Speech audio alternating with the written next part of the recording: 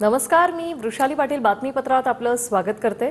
सुरुवातीला एक महत्त्वाची बातमी। शरद पवार, अजित पवार डीपीडीसीच्या बैठकीत आमने सामने येणार आहेत। अजित पवारांच्या अध्यक्षतेखाली पुण्यात उद्या डीपीडीसीची बैठक होईल।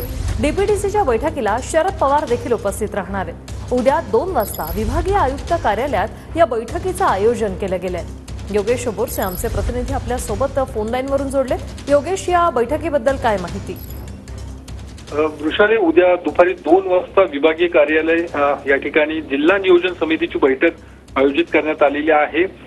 पालकमंत्री अजित पवार यांच्या अध्यक्षतेखाली ही बैठक पार पडत असते आणि या बैठकीला शरद पवार स्वतः उपस्थित राहणार आहेत आणि पहिल्यांदा अशा पद्धतीने शरद पवार आणि अजित पवार या बैठकीच्या निमित्ताने आमने सामने येणार आहेत। उद्याची बैठक तितकीच महत्त्वाची असणार आहे, कारण विधानसभा निवडणुकीपूर्वीची ही बैठक असणार आहे। त्यामुळे सत्ताधारी आमदार किंवा सत्ताधारी जे प्रतिनिधी असतात त्यांना भरमसाठ मोठा निधी या बैठकीच्या माध्यमातून दिला जाणार आहे। यापूर्वी शरद पवार हे महाविकास आघाडी सरकार असताना डीपीडीसीच्या बैठकीला अचानक त्यांनी हजेरी लावली होती। त्यावेळी सुद्धा या बैठकीची आणि अजित पवारांच्या शरद पवारांच्या उपस्थितीची चर्चा सुरू झाली होती। आता उद्या सुद्धा त्या शरद पवार या बैठकीला उपस्थित राहणार आहेत।